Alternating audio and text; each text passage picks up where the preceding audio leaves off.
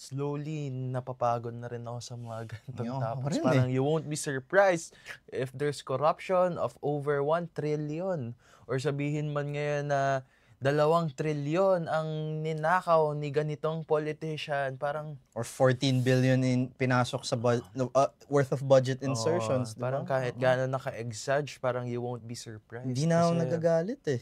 Nagugulat eh. Oo, Oo. diba? I'm not So, surprised na. Like, honestly, mas nagugulat ako na, di ba sabi doon, 90% of respondents believe na, kurakot yung gobyerno. I'm surprised there's still 10% who believe na hindi kurakot yung gobyerno. I thought it would be a lot lower. Like maybe, I don't know, 5%, 4%.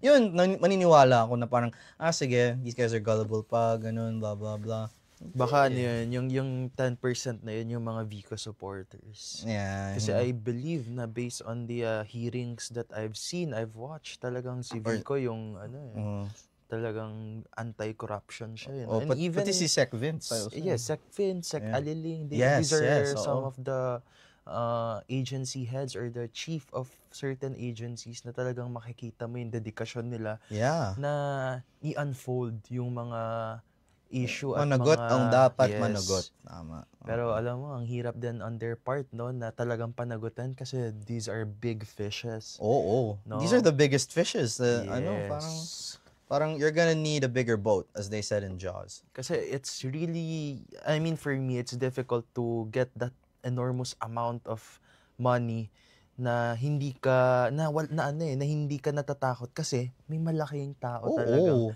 parte ng ng corruption na to.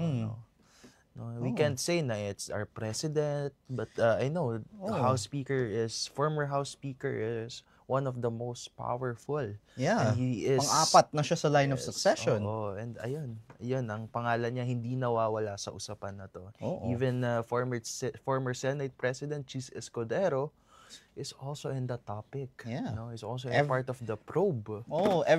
Like based on kung naniniwala ka sa lahat ng mga reports, and which you shouldn't, you should trust us, but not everybody else. Pero parang lahat kasi madumi yung kamay eh, di ba?